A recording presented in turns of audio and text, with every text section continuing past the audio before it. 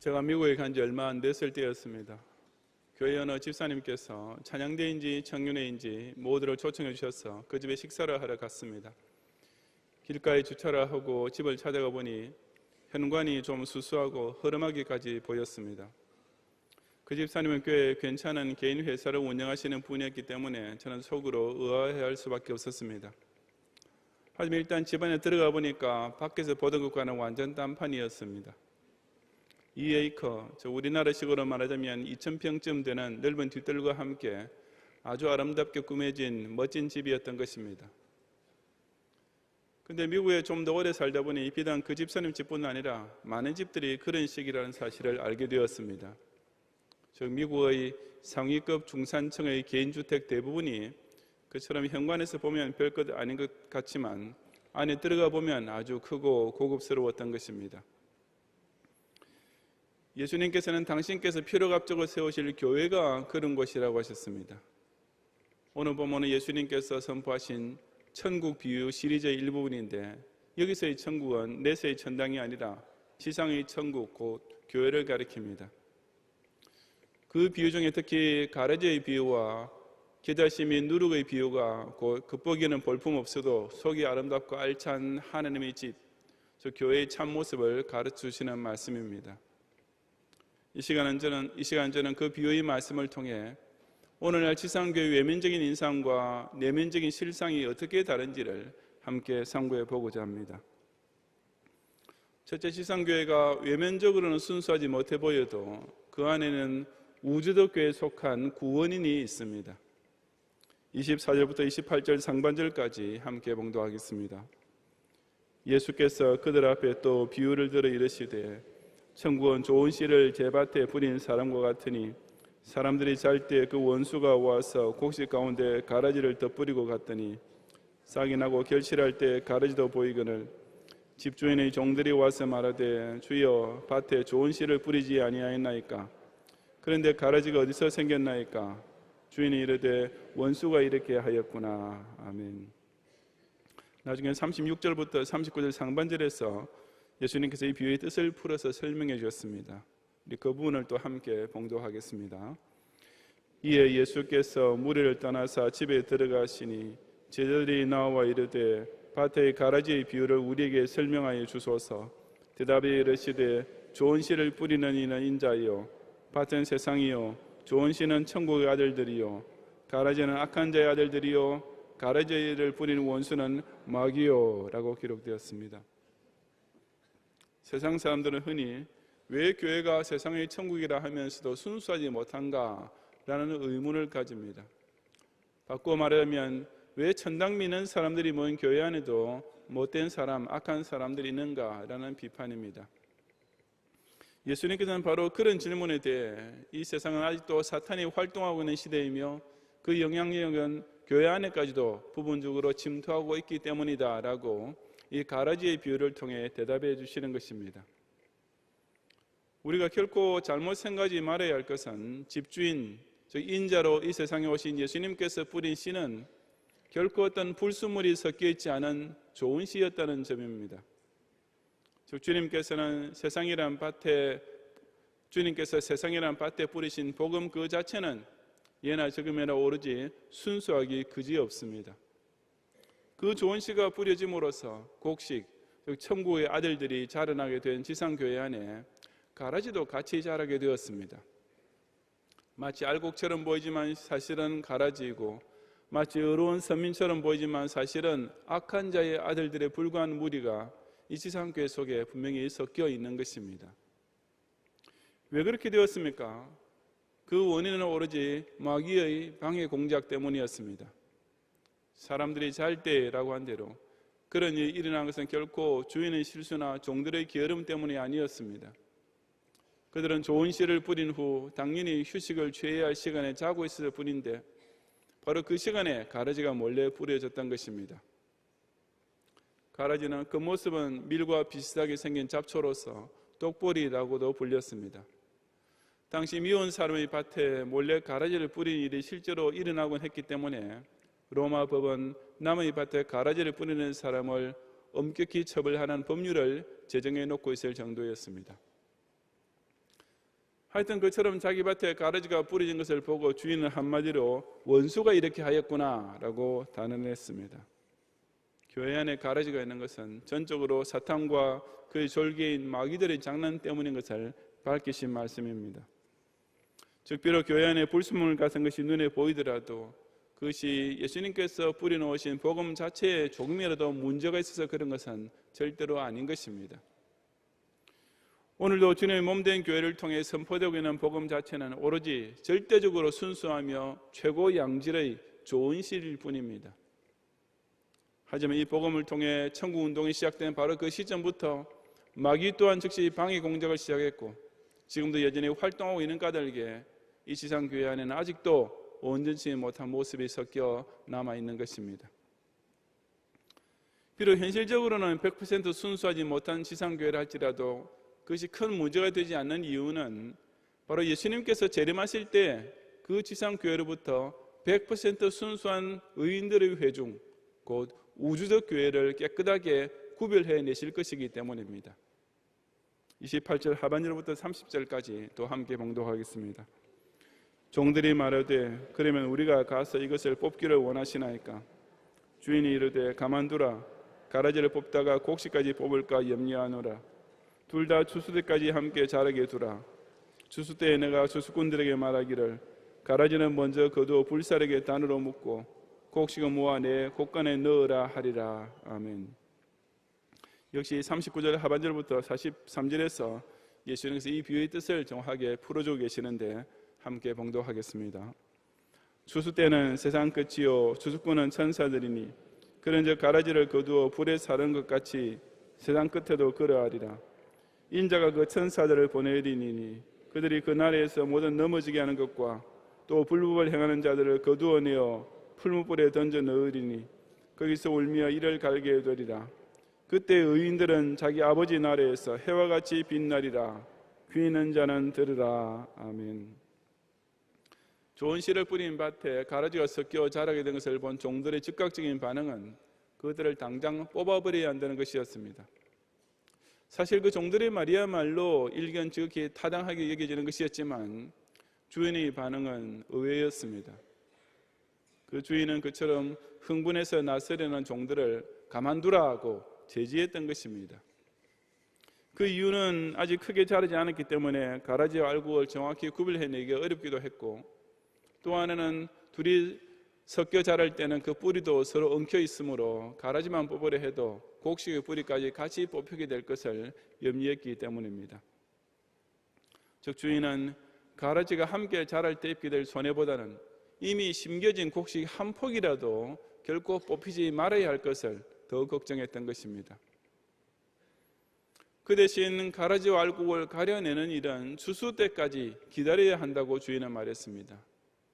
왜냐하면 그때가 되면 그 열린 곡식의 모양을 보아서 분명히 구별하기 쉽게 되며 그때는 비록 뿌리가 서로 엉켜 있어도 피차 어차피 밑동을 자를 터이니 아무 문제가 되지 않을 것이기 때문이었습니다. 그러니 추수 때 가서 가라지는 먼저 거두어 불사르게 묶어놓고 그 후에 곡식을 추수해서 곡간에 넣으면 간단한 일이었습니다. 예수님께서는 41절에서 그 가라지의 정체를 모든 넘어지게 하는 것과 또 불법을 행하는 자들이라고 밝히셨습니다. 즉 다른 사람을 하여금 죄를 짓도록 유혹하며 또한 자신이 스스로 죄를 짓고 살던 사람이란 뜻입니다. 하지만 주님의 심판사역을 수종될 천사들이 그 가라지 인생들을 그 나라에서 즉 천국으로부터 거두어낼 때는 그들에게 오직 울며 이를 갈게 될 일, 즉 영원한 슬픔과 영원한 후회가 있을 뿐이라고 하셨습니다.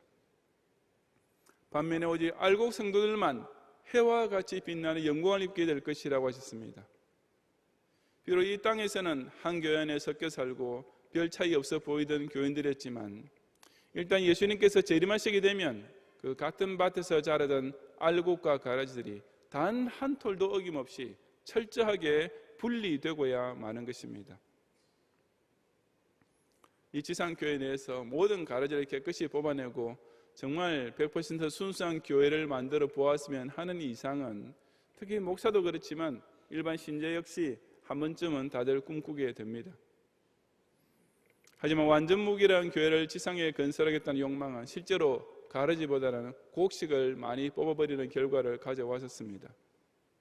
중세의 천주교가 걸핏하면 파문, 화형 등으로 자기들 딴에는 가라지를 가려낸다고 했지만 그 결과로 뽑히고 죽임을 당한 것은 오히려 경건한 개혁주의 신앙의 성도들이었습니다. 당시 천주교는 약 30만 명에 이르는 소위 마녀들을 잡아서 고문하고 처형했는데 그 대부분이 실제로는 정신이 멀쩡하고 결백한 여자들이었던 것입니다. 오늘날도 마찬가지로 교회가 만약 이 땅에서 완전무기라는 순수를 이루하려 한다면 가라지보다는 곡식을 더 많이 뽑을 위험이 다분합니다. 조금만 이상해 보여도 이 교회는 가라지다라고 정죄하고 제명한다면 대부분의 교회들이 다 스스로 자멸하고 말 것이 분명하지 않겠습니까? 그러므로 지상교회 안에 약간의 불순물이 섞여 있는 것은 현실적으로 어쩔 수 없는 일이라고 인정을 해야 합니다. 교회의 주인이신 예수님께서 그렇게 말씀하셨는데 어떤 목사가 세상에서 100% 순수한 교회를 세울 수 있다는 말이겠습니까? 그 대신 비록 이 지상교회 안에서는 다 비슷비슷한 교인처럼 행세하며 살고 있고 아무도 가라지를 뽑지 않은 것 같아도 우리 주님께서 직접 가려 뽑으실 결정적인 한 날이 반드시 다가오고 있음을 명심해야 합니다. 흰 것과 검은 것을 최종적으로 구별하는 것은 심판의 영역이며 그 최후 심판의 권한은 예수님의 제자들에게 주어진 것이 아니라 오직 예수님 한 분께만 전적으로 주어졌고 그런 까닭의 심판은 예수님께서 반드시 친히 행하실 마지막 사역이기도 한 것입니다. 이 땅에 교회를 통한 천국 운동이 시작될 때부터 그 교회에 대한 불만과 비판은 이미 시작되었고 지금도 계속 이어지고 있습니다. 교회가 이렇게 많은데 왜 세상엔 아직도 이처럼 범죄와 악이 들끓고 있는가 하는 소리를 자주 듣습니다. 하지만 그것은 복음이 잘못되었거나 교회의 책임이 있는 일이 결코 아닌 것을 깨달아야 합니다. 그것은 오로지 세상이 아직도 원수 마귀가 활동하며 그 악한 자의 아들들이 교회 안에까지 침투해 있기 때문일 따름입니다. 왜 기독교인이라는 사람들조차 완전하게 거룩하고 선하게 살지 못하는가라는 비난도 흔히 쏟아집니다. 그 대답은 사람이 교회에 들어오는 순간 즉시 다 성화의 완성에 도달한 구원인이 되는 것은 결코 아니기 때문입니다. 아직 교회 안에도 알곡과 약간의 가라지가 섞여 있는 공존의 시간은 계속되고 있기 때문입니다. 그러나 이 모든 것이 결코 모순은 아니며 절대로 실망할 필요도 없습니다. 100% 순수한 교회는 이 땅에 없지만 100% 순수한 신자는 분명히 지금도 교회 안에서 자라나고 있고 그 순수한 교인과 불신한 교인이 깨끗이 구별될 날은 반드시 올 것이기 때문입니다. 등록된 교인 전부를 구원받게 할 완전한 교회는 이 세상에 단 하나도 없지만 좋은 시의 복음을 그대로 믿고 알곡이 된 진짜 신들만 모인 우주적 교회는 이미 교회의 머리신 예수님 안에 성립되어 있고 마지막 심판날에는 그 우주적 교회가 곧 천국 교회로 그대로 이어질 것이기 때문입니다. 완전 무기력의 순수한 교회란 참 멋있게 들리긴 하지만 이 세상에서 사람의 힘으로 이룰 수 있는 현실적인 교회는 결코 아니라는 사실을 깨닫고 오직 좋은 시 곧 진리의 복음을 영접하여 잘 자라나는 순수한 알곡이 되어 예수님 재림하실 때 완벽하게 모실 그 천당 의인의 회중에 꼭 들어가는 성도들이 되시기를 바랍니다. 둘째로 지상교회가 겉으로는 미약하게 보이지만 그 속에 세상을 정복하는 능력이 있습니다. 31절과 32절을 함께 봉독하겠습니다. 또 비유를 들어 이르시되 천국은 마치 사람이 자기 밭에 갖다 심은 겨자씨 하늘 같으니 이는 모든 씨보다 작은 것이로되 자란 후에는 풀보다 커서 나무가 되매 공중의 새들이 와서 그 가지에 깃들이느니라. 아멘. 사람들이 교회를 보며 흔히 가지게 되는 또 하나의 질문은 지상천국이라는 교회가 세상과 비교해 볼 때 왜 이토록 약하고 볼품없는가라는 것입니다. 이 겨자씨 비유와 다음에 나온 누룩 비유가 바로 그에 대한 예수님의 대답입니다. 겨자씨라는 것은 세상에서 가장 작은 씨는 아니지만 하여튼 매우 작은 씨 중의 하나입니다. 비록 겨자씨는 작을지라도 일단 그것이 자라면 최고 3m 높이까지도 이르는 나무가 되어 공중의 새들이 와서 그 가지에 깃들일 만큼 됩니다. 원래 겨자씨였을 때에는 새들에게 먹힐 것 같은 미약한 존재였지만 일단 자라나면 오히려 그 새들을 품을 수 있는 여유를 가지게 되는 것입니다. 초대교회가 막 시작되었을 때에도 그것은 다른 막강한 이방 종교의 세력에 의해 간단히 압도될 것처럼만 보였습니다. 그리스 종교는 화려한 신전들과 그 안에서 이루어지는 온갖 거창한 의식들로 찬란했고 또 절대 다수의 대중으로부터 인정을 받는 종교이기도 했습니다. 유대교 역시 제사장, 서기관, 바리새인 등 박시하게 그지없어 보이는 사람들로 짜인 막강한 전통과 제도를 갖추고 있었습니다. 이런 종교들과는 대조적으로 이제 막 탄생된 기독교는 국가로부터 박해받는 종교요, 대부분의 교원들이 다 가난하고 무식한 평민이나 종 혹은 노예로 구성된 종교였습니다. 참으로 새에게 곧 잡아먹힐 것 같은 겨자씨처럼 실로 미약하고 보잘것없는 존재에 불과했던 것입니다. 하지만 그 겨자씨가 자라서 오히려 새들이 깃들이는 나무가 되고야 말았습니다. 천국운동이 예루살렘에서 출발하여 온 유대와 사마리아와 땅끝까지 전파되면서 이전에 표적을 구하던 유대인들은 그리스도의 십자가 안에서 구원의 기적을 보게 되었고 지혜만 찾던 헬라인들도 그리스도 십자가를 통한 구원의 진리를 깨닫게 되었습니다. 즉, 그 꼿꼿한 유대인들과 그 세련된 이방인들이 오히려 교회의 나뭇가지로 찾아오게 되고 복음의 그늘 밑에 앉게 되었던 것입니다. 예수님께서는 일견 볼품 없음만 보이는 천국 운동이 품고 있는 또 하나의 놀라운 면모를 보여주십니다. 33절 말씀을 다 같이 함께 봉독하겠습니다. 또 비유로 말씀하시되 천국은 마치 여자가 가루 서말 속에 갖다 넣어 전부 부풀게 한 누룩과 같으니라. 아멘. 누룩은 당시 일단 나쁜 인상을 먼저 물질이었습니다. 일종의 발효소니까 뭔가 지저분하게 보이고 냄새도 좋지 않았던 것입니다. 그래서 유대사에서는 이 누룩이 유월절 때 반드시 치워버려야 할 부정한 것들 중에 하나가 될 정도였습니다.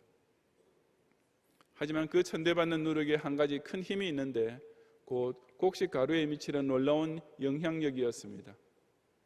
어떤 곡식 가루든지 이 누룩만 넣으면 그 발효력 때문에 크게 부풀게 되었습니다. 이 예수님의 비유에 나오는 대로 가루 서말 속에 누룩을 넣고 부풀려서 떡을 만들면 무려 100명 이상의 식사 분량이 되었던 것입니다. 천국운동이 시작될 때 그 첫인상도 별로 사람들에게 호감을 주지 못하는 누룩과 같았습니다. 세례 요한은 메시아 시대의 도래를 선포하며 천국운동을 예비했지만 사람들의 눈에는 그저 광야에서 반전 미쳐 사는 광인으로만 보였습니다. 예수님 제자들도 대부분 어부나 세리 혹은 열심당원 등으로 천하거나 아니면 사회적으로 문제 있는 배경 출신들 뿐이었습니다. 하지만 일단 그 천국운동이 세상 사회에 들어가게 되자 신기한 현상이 벌어지기 시작했습니다.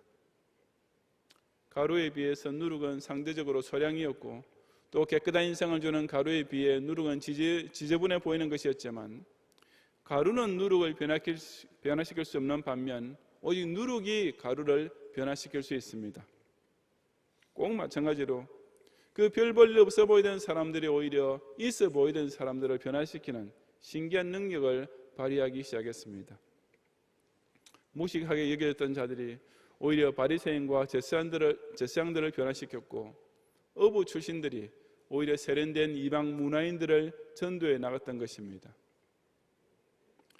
오늘날 역시 개척교회가 세워질 때마다 그것을 보는 세상 사람들의 시선은 결코 호의적이지 않습니다. 빌딩 틈에 작은 교회 볼품없는 예배당들이 세워지므로 그 상가나 그 동네 분위기를 망치게 되는 것처럼 생각합니다. 심지어는 교인들 중에서도 교회가 작으면 너무 초라하게 보인다 해서 작은 교회들을 둘러 합쳐서 큰 교회를 만드는 것이 아주 잘하는 일인 줄로 여기는 사람들이 참 많이 있습니다.